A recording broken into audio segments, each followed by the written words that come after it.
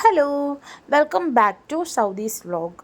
ഇന്നത്തെ വീഡിയോ എന്ന് പറയുന്നത് തിരണ്ടി ഫിഷ് കറിയാണ്. അപ്പോൾ നല്ലൊരു അടിപൊളി നാടൻ സ്റ്റൈലിൽ തിരണ്ടി ഫിഷ് കറി എങ്ങനെയാണ് ചെയ്യുന്നതെന്ന് നമുക്ക് നോക്കാം.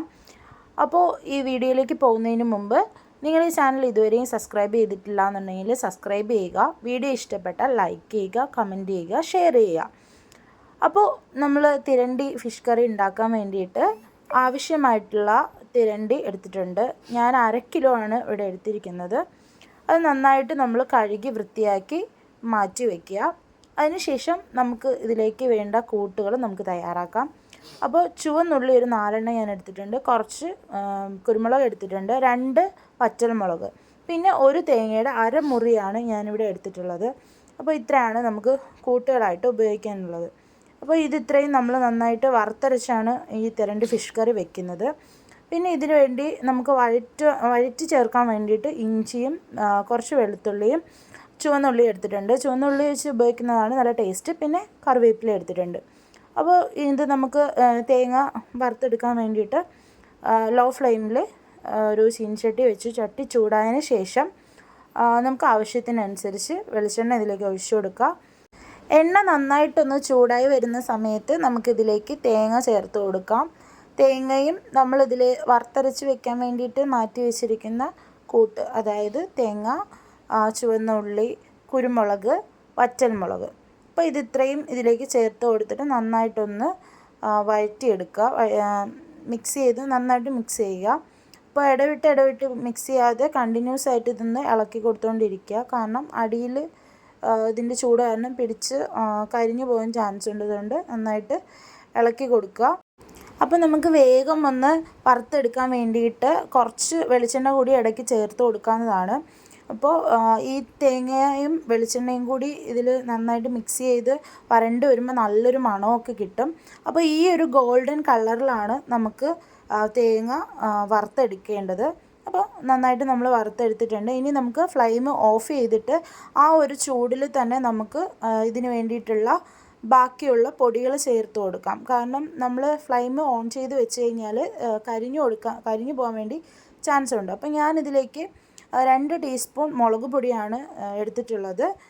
അപ്പം കാശ്മീരി ചില്ലി ആഡ് ചെയ്യാന്നുള്ളവർക്ക് അങ്ങനെ ചെയ്യാം, അല്ലെങ്കിൽ സാധാരണ മുളക് പൊടി ഉപയോഗിക്കുന്നവർക്ക് മുളക് പൊടി ഉപയോഗിക്കാം. ഞാനിവിടെ മുളക് പൊടി മാത്രമാണ് എടുത്തിട്ടുള്ളത്.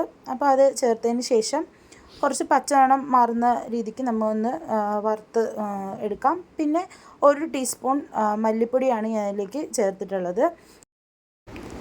1/4 ടീസ്പൂണോളം മഞ്ഞൾപ്പൊടി, 1/4 ടീസ്പൂൺ ഉലുവാപ്പൊടി, ഇത്രയും ചേർത്തിട്ട് നന്നായിട്ടൊന്ന് മിക്സ് ചെയ്തെടുക്കുക. ഇതിൻ്റെ പച്ചമണം മാറുന്നത് വരെ നന്നായിട്ടൊന്ന് വഴറ്റിയെടുക്കുക.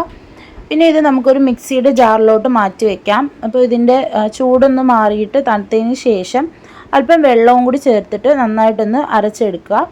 അപ്പോൾ നമ്മൾ അരച്ചെടുത്ത് കഴിഞ്ഞിട്ടുണ്ട്. അപ്പോൾ ഈ ഒരു കൺസിസ്റ്റൻസിയിലാണ് നമുക്ക് ഇതിൻ്റെ അരപ്പ് കിട്ടുന്നത്. പിന്നെ നമുക്കിനി ഫിഷ് കറി ഉണ്ടാക്കാൻ വേണ്ടിയിട്ട് ചട്ടി ചൂടാക്കാനായിട്ട് വെക്കുക.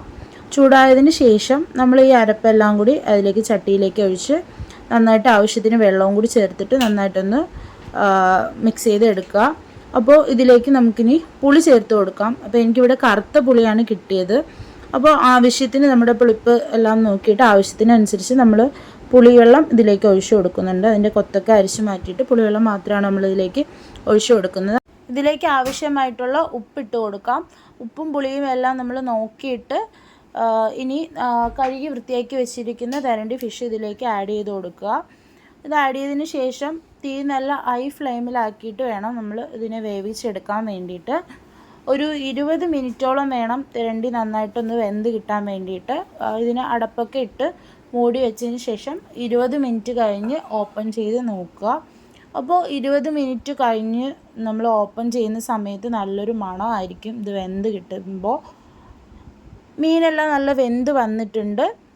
ഇനി നമുക്ക് ഇതിലേക്ക് ആവശ്യമായിട്ടുള്ള ചേരുവകൾ ഇനി വഴറ്റി ചേർക്കാൻ വേണ്ടിയിട്ടുണ്ട്. അപ്പം ഞാനിവിടെ വെളിച്ചെണ്ണ എടുത്തത്, ഞാൻ കുറച്ച് മീൻ, അതായത് തിരണ്ടി ഫ്രൈ ചെയ്തിട്ടുണ്ടായിരുന്നു, അതിൻ്റെ എണ്ണയാണ് ഞാനിവിടെ ഉപയോഗിച്ചിട്ടുള്ളത്. അതിലേക്ക് ഉള്ളി ചെറുതായിട്ട് അരിഞ്ഞതും കറിവേപ്പിലയും ഇഞ്ചിയും വെളുത്തുള്ളിയും കൂടി നന്നായിട്ട് വഴറ്റിയതിന് ശേഷം ഇതിലേക്ക് ചേർത്ത് കൊടുക്കുക. ചേർത്തതിന് ശേഷം ഒന്ന് ചുറ്റിച്ചെടുക്കുക, എല്ലായിടത്തും മിക്സ് ആവാൻ വേണ്ടിയിട്ട്. അപ്പോൾ നല്ല മിക്സായിട്ട് വന്നിട്ടുണ്ട്. അടിപൊളി ടേസ്റ്റുള്ള ഒരു തിരണ്ടി ഫിഷ് കറിയാണ്. എല്ലാവരും വീട്ടിലൊന്ന് ട്രൈ ചെയ്ത് നോക്കുക. അപ്പോൾ ഇത്രയേ ഉള്ളൂ. അടുത്ത വീഡിയോയിൽ കാണാം. ടാറ്റ.